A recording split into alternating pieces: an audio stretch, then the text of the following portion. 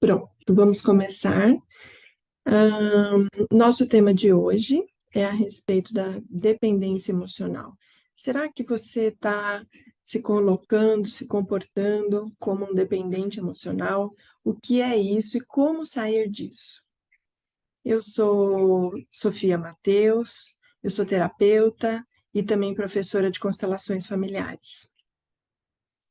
Eu sou pós-graduada em Direito Sistêmico e em Pedagogia Sistêmica. As minhas formações foram com o próprio Bert, a Sophie Hellinger, aqui no Brasil, na Alemanha, no México. E o que eu faço? Eu te auxilio a sair das repetições de padrão, para que você possa ir para a vida plena que você deseja, a vida plena que é tão almejada.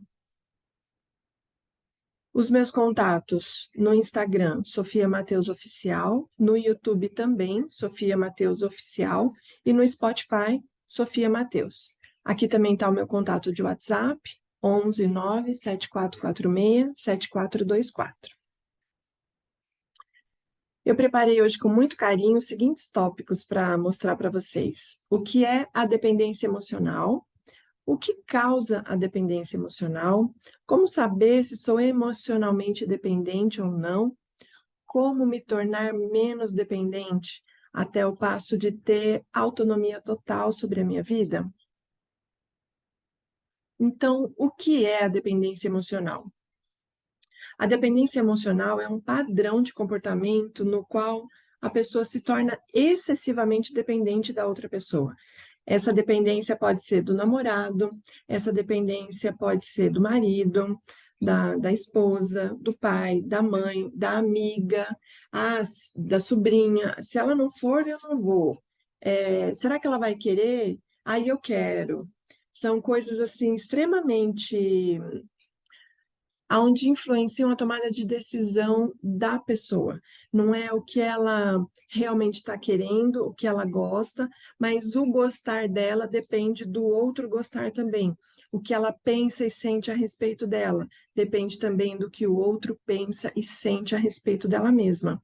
Então, está deslocada da pessoa o querer, o se valorizar, o apreciar-se. Tudo depende do outro para que essa pessoa seja feliz. Isso afeta a capacidade do indivíduo de se relacionar.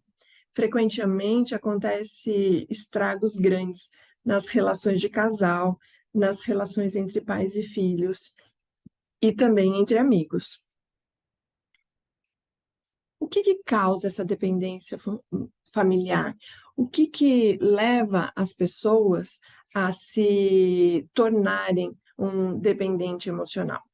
As fragilidades adquiridas durante o parto, durante a gestação, durante a primeira infância, a adolescência. Muitas vezes em casa, quais foram as situações? Os indivíduos tiveram, as crianças tiveram muitas brigas, ouviram os pais muito brigando, a mãe brigando com o filho, brigando com essa mesma criança, muita coisa inflamada, muita discussão, muita briga dentro de casa. A pessoa se torna um adulto inseguro. Então, ela vai depender do outro para ser feliz. Ela vai depender do outro validar se está em segurança ou não. É uma criança que não teve ou teve muito pouco suporte, amparo, acolhimento. Pode ser que nada faltou financeiramente, pode ser que nada faltou de segurança no sentido dela passar frio, dela se dormir na rua, não é disso. É um suporte também emocional, aonde a pessoa se sentiu acolhida. Então, às vezes o suporte foi todo financeiro, o suporte foi todo em infraestrutura externa, mas internamente a pessoa não foi validada, a pessoa não pôde expressar a sua opinião. Alguns de vocês já devem ter ouvido em casa, podem ter ouvido em casa. Ah, você é criança, não se mete no assunto de adultos. Só que ali, aquela criança estava ensaiando a possibilidade dela ter uma opinião, dela ter a possibilidade de se posicionar. E quando ela é tolhida, a criança está sujeita a registrar que ela não é importante, que não tem valor, que não deve se colocar, que não está certo, a opinião dela nunca está certa, nunca é valiosa. Então, esse suporte, acolhimento, amparo emocional faltou. Outro indício de que vai crescer um adulto dependente emocionalmente é o excesso de regras e punições. Se você não fizer isso, vou falar para o seu pai. Se você não fizer isso, vou falar para o seu pai. Se você não fizer isso, eu vou te dar uma surra. Ameaças, castigos. Não é uma. É diferente de uma correção. Quando a mãe coloca, por exemplo, vai lá, senta, reflete a respeito do que você fez. Você cuspiu no seu amiguinho, você bateu no seu irmão. Isso não está certo. E ela pontua, ela corrige o comportamento, ela leva a criança à reflexão. Puxa, é mesmo. A criança então pensa, não devia ter feito isso e tal. Então, não é um excesso de regras que vem acompanhada de uma punição. Tem uma reflexão, tem um posicionamento dessa mãe equilibradamente. Então, nessa criança, lá na infância, faltou segurança, carinho, amor. Lá na frente, está sujeito a pessoa crescer com muita carência afetiva. Então, ela, por não ter tido, vai buscar no seu parceiro, na sua parceira, com muita frequência no relacionamento de casal, as pessoas vão buscar aquilo que faltou em casa. E a respeito disso, o que as constelações familiares trazem, o que Bert Hellinger descobriu e que eu vejo ao longo desses 10 anos da minha experiência com as constelações familiares, é que sim, tudo aquilo que faltou lá na primeira infância vai ser buscado na vida adulta como uma compensação, como uma reparação. Então, se uma menina na infância não teve carinho da mãe, esse afeto, esse acolhimento, essa segurança emocional, na vida adulta, está sujeito essa mulher se comportar com o marido como se ele fosse o pai. Então, vai desequilibrar essa relação e ela se torna uma dependente emocionalmente desse homem. Por falta de ter tido lá atrás, ela vai buscar satisfazer essa carência afetiva na fonte errada. Ah, tá, Sofia, e agora? Foi a fonte errada, lá atrás ficou faltando, a mãe deu para adoção, a mãe tinha que trabalhar, a mãe não supriu das necessidades. O que fazer?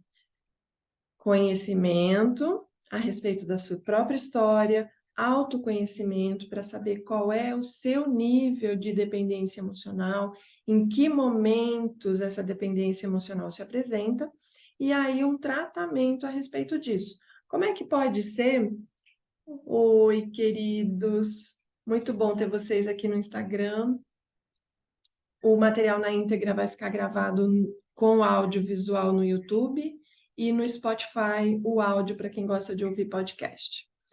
Então, aquela criança vai buscar satisfazer na vida adulta essas carências afetivas. Consequentemente, vai desequilibrar a relação de casal. Então, com o conhecimento, o autoconhecimento e o tratamento, é super possível sair da dependência emocional. A pessoa, então, conhece o que é dependência emocional, que é o que estamos fazendo aqui hoje. Ela se auto-observa, puxa, em alguns lugares eu faço aquilo que a Sofia falou. O que é que eu faço agora? Se direciona para um tratamento. Um terapeuta, um psicólogo, às vezes um psiquiatra, para entrar com medicação quando necessário, e as constelações familiares, porque a gente sempre tem um pano de fundo em todas as doenças emocionais sistêmico. Qual é o seu pano de fundo sistêmico que te leva a essa desordem? Porque não está em ordem você buscar no seu marido ou no seu namorado aquilo que faltou em casa. O seu pai não te deu atenção, agora o namorado tem que dar muita atenção, um exagero de atenção. Fica pesado para ele e isso não é bom para ambas as partes. Então, removendo as dinâmicas ocultas da dependência emocional através da constelação e trabalhando a partir da terapia com psicólogo ou terapeuta, depende do seu desejo, e aí você vai diminuindo e cada vez se tornando menos dependente emocionalmente. O que também leva à dependência emocional? Excesso de cuidados. Uma mãe, por exemplo, que compra toda a roupa do filho, só que ele já tem 40 anos de idade. E essa mãe vai, porque ela gosta de uma determinada marca, ela vai ao shopping mensalmente, bimestralmente, trimestralmente e faz compras, desde roupa íntima até camisa social para ir trabalhar. São as cores que a mãe gosta, são as estampas que a mãe gosta, assim como ela fazia quando essa criança tinha 1 ou 2 anos de idade. Aos 40 anos de idade, isso já não compreende algo razoável, isso não está em ordem.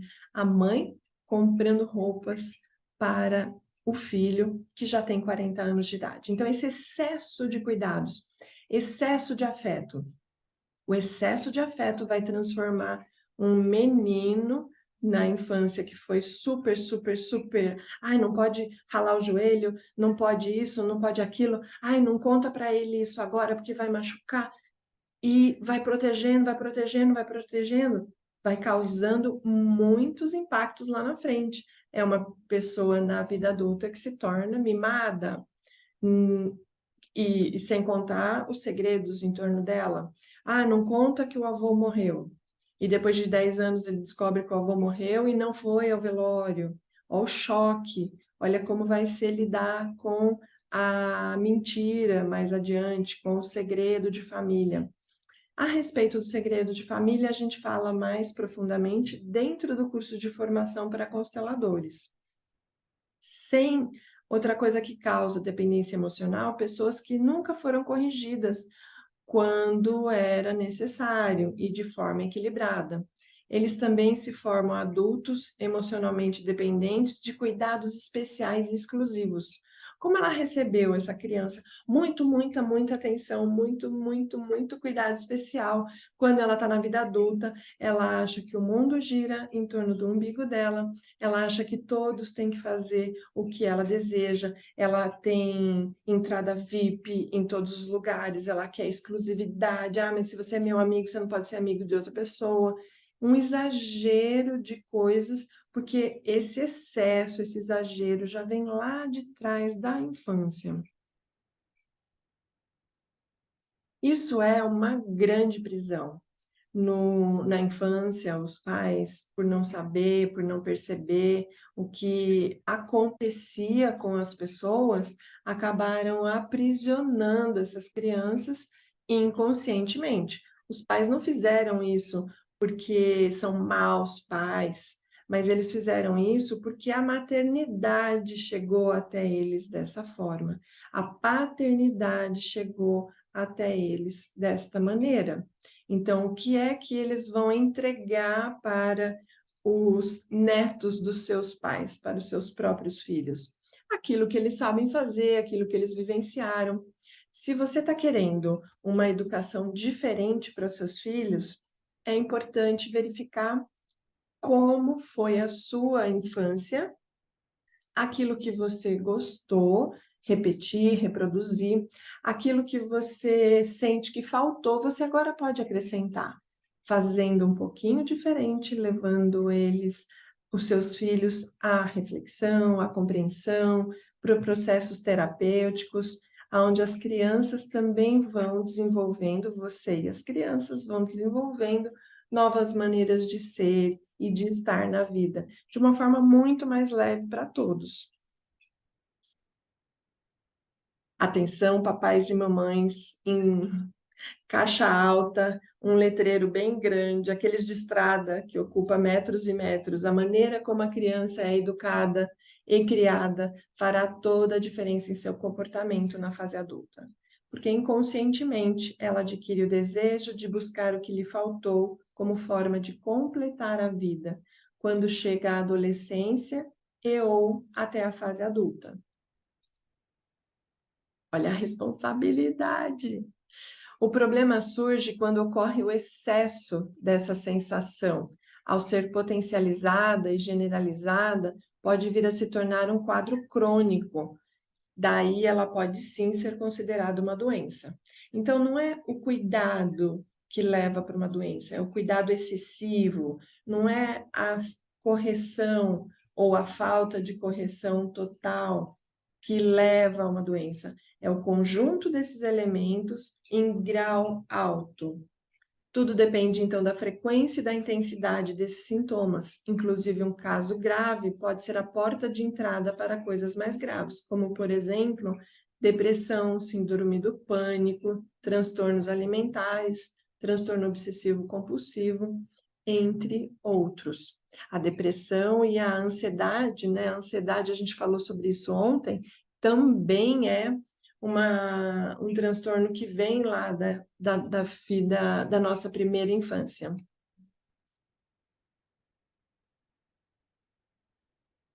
Como saber se eu sou emocionalmente dependente? Para saber se você é uma pessoa dependente emocionalmente, basta olhar para si, tentando identificar os seguintes sinais. Você é uma pessoa que cuida excessivamente do seu companheiro ou da sua companheira? Por exemplo, você programa o dia dela ou você programa o dia do seu filho completamente. Com o argumento de estar ajudando, você acha que você, no fundo, está ajudando, mas você está controlando. Você nem coloca suas vontades, seus desejos em primeiro lugar. Você quer que a outra pessoa seja feliz. Então, você faz todo o seu dia em relação ao dia da outra pessoa, como a outra pessoa vai se sentir, como ela vai ser feliz. Esse excesso de cuidados é um sinal de dependência emocional. O foco da felicidade se concentra em uma única pessoa. Segundo aspecto, se ele quiser, eu quero. Ah, então se meu companheiro quiser, eu quero. Opa! E o que você quis? O que é que você quer? O que é que hoje, sábado, vai te fazer feliz? O que é que vai te realizar? Então é olhar também para si mesma e não só o foco no outro. Então, é excessivamente, um outro exemplo, a pessoa é excessivamente disponível. Ah, chega a desmarcar seus próprios compromissos para estar com ele. Puxa, isso é um sinal. Atenção. Se a sua autoestima está comprometida, a pessoa se sente inferior em tudo, incapaz, se cobra muito, se humilha e não acha merecedora de ter o companheiro que tem. Nesses casos, a pessoa coloca seu parceiro num grande pedestal e ela é a pequena e ele é o maravilhoso. Então, cuidados excessivos com o companheiro, o foco da felicidade está no companheiro e a sua autoestima está comprometida, atenção. Esse pode ser um sinal. O que o companheiro pensa de você é o mais importante. Se ele acha que você está bem vestida, você se sente bem vestida. Se ele fala que você está bonita, você se sente bonita. Então, tudo depende da resposta do outro para que você sinta determinada coisa boa ou determinada coisa ruim. Por exemplo, algumas mulheres se sentem amadas quando o companheiro diz: essa saia está muito curta, vai tirar. Ai, ele se preocupa comigo. É o que ela pensa inicialmente, na fase do namoro. Mas com o passar do tempo, ela vai vendo que isso não é um comportamento saudável e que não é exatamente aquilo que ela está achando, que são cuidados. Na verdade, isso é controle, é dependência, e você precisa saber avaliar se você se sente bem daquela forma de se vestir, de publicar suas fotos, de se expor. É o seu desejo a partir de você mesma. As emoções são reprimidas, esse é um outro aspecto, passa a viver a vida do outro. Então, se o outro está feliz, você está feliz. Se os sonhos dele estão sendo realizados, você está feliz. Se os desejos dele estão sendo atingidos, você está feliz. Os seus não importam. você se abandona. Esse é um outro exemplo de dependência emocional, onde você está deslocada do seu lugar, onde você vai deixar a outra pessoa no centro da sua vida. Terceiro aspecto importante, o controle compulsivo, excesso de controle, a pessoa não aceita perder o controle de tudo que acontece com o parceiro. Tentando fazer algo que possa causar desconforto. É muito comum a pessoa desenvolver o transtorno obsessivo compulsivo nesses casos. O desejo do parceiro é mais importante do que o seu. O sentimento de incapacidade reprime todos os planos e, por receio dele não aceitá-lo, você abre mão. Há uma preferência em descartar o seu desejo, porque o desejo do outro é mais importante. Excesso de ciúmes, excesso de medo de ser trocado, abandonado, ou que o parceiro encontre uma pessoa melhor. Esse sentimento sufocará o companheiro nessa relação. Outro aspecto, para se sentir bem é necessário que haja o amor do outro. Você não vai ser feliz se ele não estiver te amando. Você não vai ser feliz se a pessoa te deixar. Se não tem o amor da outra pessoa, há uma sensação de vazio e impotência. Por exemplo, o parceiro morre ou separa da relação e a pessoa sente um grande vazio no dia dela. O que é que vai fazer com tanto tempo disponível? Vai cuidar da própria vida, das próprias necessidades e desejos. Mas eu não me reconheço, eu não sei mais o que eu gosto e o que eu não gosto. Aí está um sinal de dependência emocional. Sentimento de negação é outro aspecto. A pessoa espera que algum dia tudo ficará bem e sonega ou ignora os problemas que surgem durante um relacionamento, para não causar desconforto em falar sobre eles com o parceiro. Para não chateá-lo, você acaba não levando questões que precisam ser discutidas. O problema é que isso vai acumulando, acumulando, acumulando, como uma panela de pressão, e na hora que solta, pá, vem violentamente para cima de você. Então, o barato sai caro.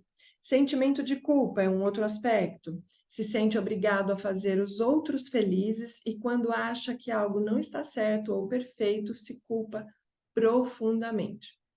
E a oscilação de humor, sente-se dependente e feliz no relacionamento, mas de repente passa a odiar, sentir raiva, e isso gera discussões e vitimismo. Agora, o que é que pode ser feito para que essa relação... Ok, Sofia, identifiquei aqui um grau leve, um grau médio, um grau alto. Há alguns aspectos que eu sou dependente e outros aspectos eu já tomo decisões sozinhas. Ok, então como melhorar todos os aspectos? Você pode se tornar menos dependente se você se identificou com alguns sinais que citei anteriormente. Talvez você seja uma pessoa dependente emocionalmente. Porém, há maneiras de reverter isso. Uma delas, reconheça o seu valor. É necessário trabalho para aumentar a autoestima. Não acontece sozinho. As pessoas acham que é meio mágica, tá? Vou dar um exemplo prático. A pessoa vai no médico porque o cabelo está caindo, dá uma pílulazinha mágica, doutora, e o meu cabelo para de cair. Não é assim que funciona, tá? Não é a pílulazinha mágica que vai desenvolver os seus músculos emocionais. Você precisa ir à academia. Você precisa se dedicar a realizar os exercícios emocionais para ter força, resistência emocional. Como é que faz isso? Processos terapêuticos, processos de autoconhecimento, como, por exemplo, duas coisas que eu ofereço aqui no Instituto são a terapia sistêmica individual e cursos de constelação familiar para pessoas que não querem se tornar consteladores, são pessoas que querem melhorar os convívios familiares e que são de pequena duração, e os de mais longa duração, que são os cursos de formação em constelação familiar. E lá nesses cursos, nesses ambientes, na terapia, a pessoa vai se percebendo e reconhecendo seu valor. Saiba identificar as suas necessidades emocionais. Muitas vezes as alunas aqui falam assim: ai, Sofia, que delícia a segunda-feira, onde a gente tem esses encontros de constelação familiar, onde eu posso trazer para cá as minhas dores, as minhas necessidades. Eu agora estou num relacionamento de casal, mas eu não sabia quais eram as minhas necessidades emocionais. Como a gente tem esse espaço de fala aqui, às segundas-feiras, eu agora me sinto menos sobrecarregada, porque antes eu queria também que o meu parceiro fosse o meu terapeuta. Gente, não funciona. O parceiro tem que ser o pai dos seus filhos, o melhor profissional do mundo, o provedor, tem muitos papéis já para ele, um excelente amante, tem muitos papéis e muitas expectativas em cima de um simples pobre mortal. Não dá para colocar tantas expectativas num homem. O seu terapeuta, a sua terapeuta, o seu autoconhecimento é sua responsabilidade. E é fora do relacionamento de casal. É claro que dentro do relacionamento de casal pode haver um desabafo, pode haver um compartilhar suas dores, mas não espere do outro que ele satisfaça e que ele resolva suas expectativas, resolva suas carências emocionais, ok? Então, tornamos-nos menos dependentes quando reconhecemos o nosso valor, confiamos em nós mesmas, sabemos quais são as nossas necessidades emocionais, independentemente do outro. Então, eu não preciso mais dividir o tempo todo com a outra pessoa, com amigos mais próximos e familiares. Eu não preciso o tempo todo de levar o meu marido em todas as ocasiões. Eu posso ter o meu espaço com os meus amigos e o espaço com os nossos amigos. Não precisa estar o tempo todo tudo fazendo junto. Dessa forma, você sai mais sozinha, procura um terapeuta para extravasar os seus problemas e vai ganhando escalas de reconhecimento de valor, escalas de quais são as suas necessidades emocionais, ok? E com isso, cada um na família pode ocupar o seu próprio lugar. A mulher, o lugar de mulher, desse marido. Esse marido, companheiro ou namorado, pode ocupar esse lugar de homem dentro dessa relação de casal. Também esse homem pode ser pai dos seus filhos, essa mulher pode ser mãe desses filhos, o pai pode cuidar do jeito dele, a mãe pode maternar os seus filhos do jeito dela. Independente, é claro que tudo isso acontece com muita frequência, tudo junto, né? Esses papéis, esses lugares, mas havendo respeito pela opinião do outro, pelo jeito do outro fazer, e sem a dependência, você tem que aprovar tudo que eu faço. Não, não há necessidade, não tem necessidade de ser dessa forma. Eu faço às vezes junto e às vezes sozinha, mirando também as minhas necessidades, aos meus desejos, aquilo que eu quero realizar. Compreende? Aprenda a trabalhar seu autocontrole, mesmo em situações difíceis que você não possui o controle, lembre-se que você tem o controle de si mesma. Contudo, suas ações e sentimentos não dependem do que o outro acha para que você sinta. Você não precisa de outra pessoa para viver o seu dia. Procura programar o seu dia sem depender do outro, para você realizar as suas tarefas, os seus desejos, as suas necessidades. Assim você aumenta o seu círculo de amizades e não sufoca o seu companheiro. Aprenda a estar só com o amor próprio. Além disso, é muito importante você se libertar dos sentimentos destrutivos. Aquela vozinha interna que fica: você não é bom o suficiente, você não sabe fazer nada direito, e blá, blá, blá. pois mesmo em um relacionamento, cada um tem sua individualidade. Portanto, não é saudável se apegar a outra pessoa para viver. Temos que solidificar nossas crenças e sonhos para que um companheiro seja alguém com quem possamos dividir o peso dos acontecimentos e não que seja o objetivo primeiro que isso aconteça. Então, um especialista pode auxiliar, e esse primeiro passo no tratamento, tenha certeza que vai fortalecer você individualmente, vai te trazer crescimento pessoal, um relacionamento estável e mais feliz. Uma mensagem que eu quero deixar aqui para vocês, que eu acho sempre muito importante: não há vida plena sem conhecimento e sem autoconhecimento. É o que eu acredito, é como eu guio a minha vida, é como eu passo os meus dias mirando isso, trazendo conhecimento para mim e para as pessoas que estão ao meu redor e trazendo uma reflexão constante, diária, de autoconhecimento. Será que isso está adequado? Será que eu exagerei? Como eu me senti naquele determinado momento? Então, eu passo a me perceber mais. E aí surge espaço para uma vida plena. Sofia, mas por que é que tem que ter o trabalho do autoconhecimento?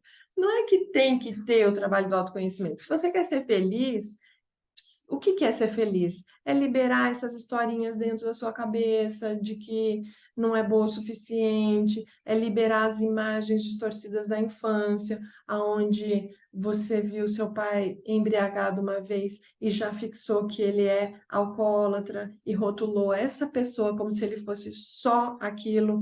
Então, ressignificar, porque o alcoólatra, ele na verdade, ele é um alcoólico, é uma doença emocional que muitas vezes tem fundo sistêmico, tem outro fundo que é depressão e ansiedade. É um combinado de coisas que levam o indivíduo, sem conseguir dar delivery na demanda do dia a dia, leva essa pessoa para o álcool. Então, lá na infância, registrou que aquela pessoa é só alcoólatra, ressignifica. Ele é um conjunto de coisas, ele desenvolveu uma série de papéis, ele não é uma única coisa e uma única pessoa. Para que eu possa abrir espaço para essa vida plena, pensa, já estou cheia de certezas, dentro de mim tem tudo certinho, eu sei, eu faço certo, eu não sei o quê. Essa pessoa que está toda cheia de certezas, ela precisa tirar, começar a duvidar dessa certeza. Será que ele é alcoólatra? Será que ele é só isso na vida dele? Quando eu começo a questionar aquela certeza, muito frequentemente que estava errônea, ela vai se dissolver. Eu vou o quê? Abrindo espaço aqui dentro de mim mesma. Aí eu pego uma outra coisa da infância, olho para ela, ressignifico, tiro outra coisa e outra coisa, tirar a raiva, tirar o egoísmo, tirar a fofoca, tirar as negatividades que você não gosta. Ah, Sofia, mas eu vou ter que me deparar que eu não sou tão fofa. Ah, vai.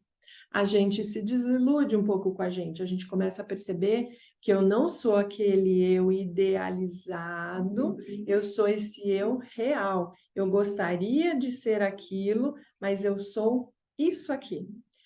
Com isso, eu vou tomando um outro lugar na vida, com isso eu vou abrindo espaço dentro de mim para essa vida plena acontecer. Eu vou abrindo espaço dentro de mim para receber o amor e o carinho que as pessoas vão me dando.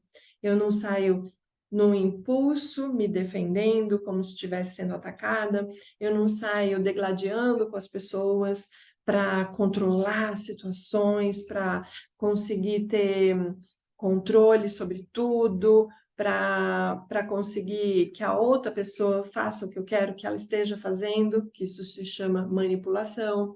Então, tudo vai ficando mais leve, porque custa muita energia, tempo e raciocínio para conseguir esse excesso de controle, para resistir aos sinais que a vida está mandando, para que a gente olhe para a gente mesma. Então, olhando para mim, eu vou abrindo espaço dentro de mim, ressignificando coisas que eram super pesadas e grandes em coisas mais simples. E posso, então, guardar de volta no meu coração essa nova configuração. É como atualizar. Autoconhecimento é como atualizar um aplicativo no seu celular. Você vai lá na lojinha e dá um download atualizando aquele aplicativo. E esse aplicativo passa a quê? A funcionar mais rápido, mais eficaz, mais eficiente. É da mesma forma com os nossos sentimentos. A lojinha se chama autoconhecimento. A gente vai lá na lojinha, pega uma técnica de nossa preferência, ou duas técnicas, ou três técnicas, quantas você quiser, e se dedica a essa técnica. E lá eu vou então ressignificar os meus sentimentos, as minhas emoções, os meus raciocínios, perceber que não está no outro a maldade, está em quem olha para aquilo e vê maldade naquilo. Então, eu vou julgando menos, eu vou deixando tudo mais leve. Quanto mais leve, mais agradável, mais plena, mais feliz, mais alegre a nossa vida. Então, tenho certeza que não tem vida plena sem autoconhecimento e sem conhecimento do que é que está acontecendo. Quero agradecer muito a presença de todos vocês e também trazer um estudo de caso aqui, um exemplo a respeito das constelações familiares. Está aberto para perguntas também, se alguém quiser fazer uma pergunta. Uma mulher me procurou, já com 72 anos de idade, preocupada com o alto consumo de álcool que ela tem. Ela, antes do jantar, tinha o hábito de tomar uma taça de vinho. Agora, durante todo o jantar, é acompanhado por uma garrafa inteira de vinho.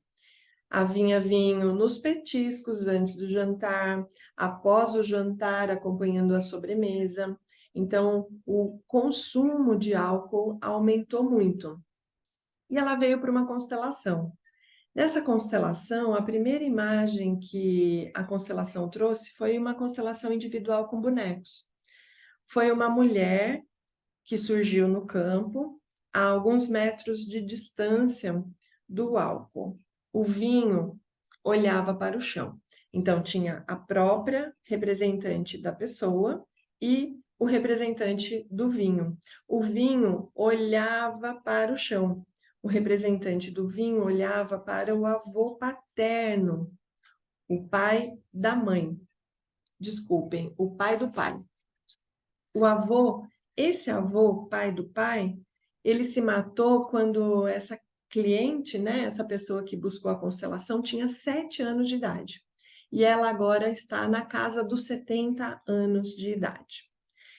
Só mais tarde, essa mulher soube que ele havia se suicidado.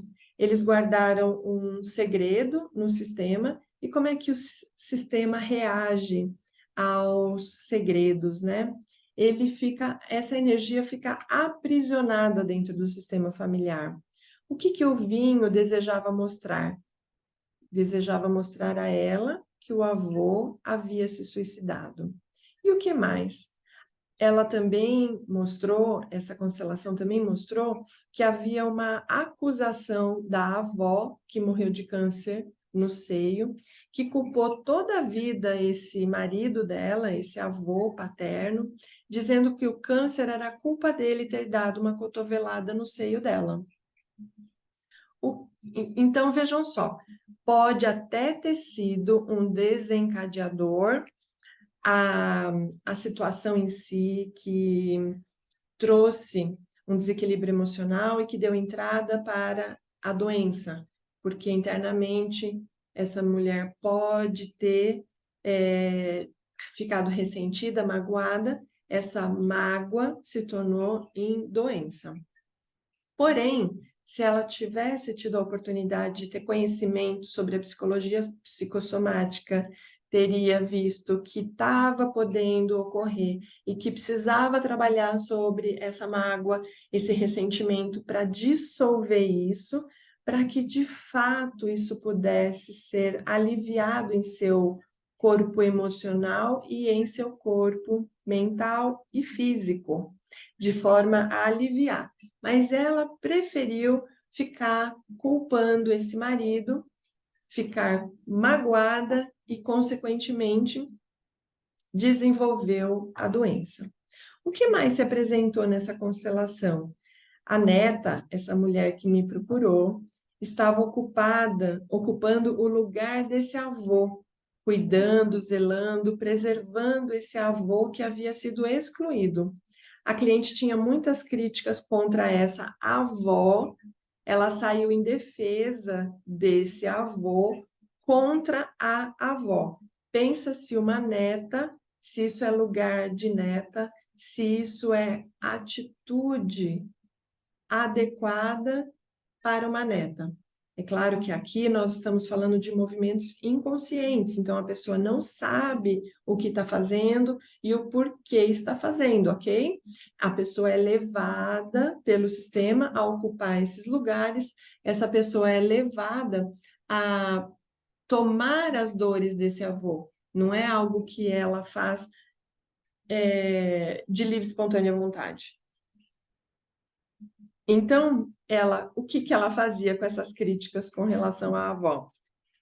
Ela tinha muitas críticas contra a avó, porque a avó, ela tinha lembranças dessa avó jogando roupas e bolsas pela janela. Essa avó desperdiçava dinheiro, ela não era admirável, ela cantava em espanhol. Então, essa cliente hoje não suporta espanhol, ela não conseguiu aprender espanhol, que era necessário para o trabalho na vida profissional dela.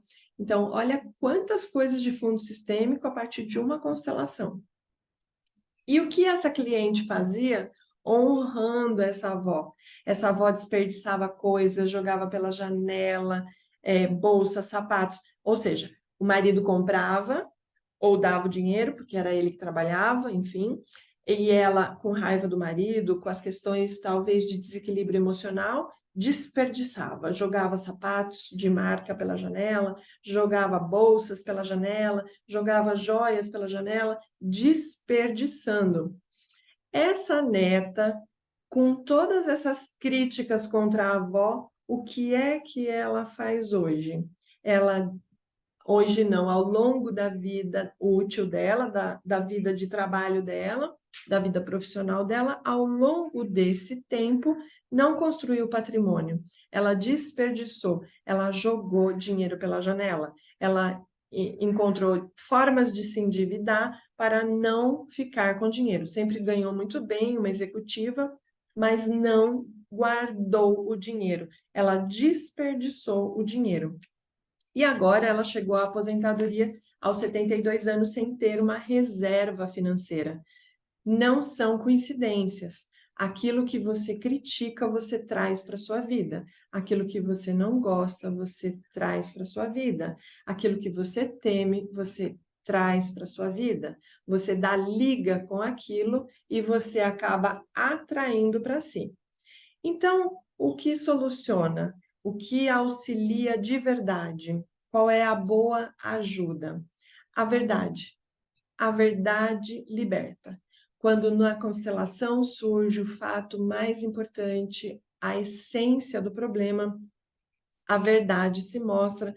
Então, o consumo do vinho servia para calar o amor cego pelo avô e também o amor cego pela avó, que por mais que ela não goste, foi se tornando igual à avó. Então, durante a constelação, eu fui mostrando esses pontos cegos e ela, ampliando a consciência dela, ela pôde perceber que sim, isso fazia total sentido. Ela havia trazido as questões que ela não gostava da avó para a vida dela. Ela desenvolveu câncer de intestino, desperdiçou dinheiro, só fez os trabalhos que quis como uma aventureira, assim como a avó agiu, só fazendo aquilo que queria, se aventurando, gastando, desperdiçando. O que mais que auxilia de verdade? A fala. O trabalho terapêutico se inicia com a fala. Todos os trabalhos terapêuticos têm o primeiro passo com a fala. E a fala é libertadora. Quando a pessoa fala, ela se ouve. Antes da constelação, a cliente contava e reforçava as histórias negativas sobre a avó. Após a constelação, ela agora conta coisas boas e admiráveis sobre a avó. Mudou totalmente a forma de ver essa avó. Atualmente, a cliente tem dificuldades no relacionamento em direção à neta dela.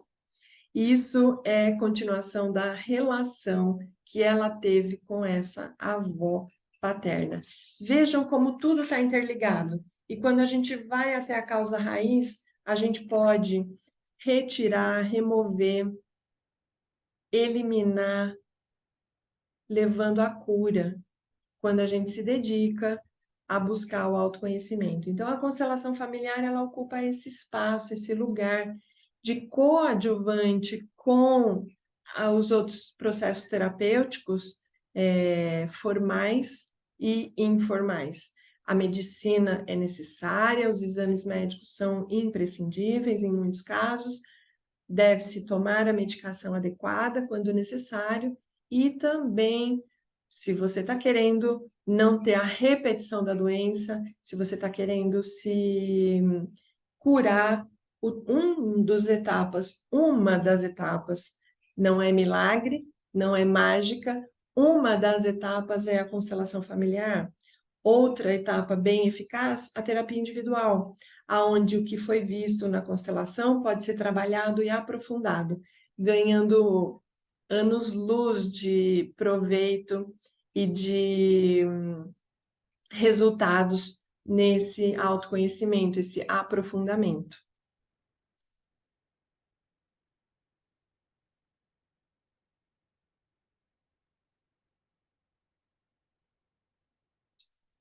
Top share.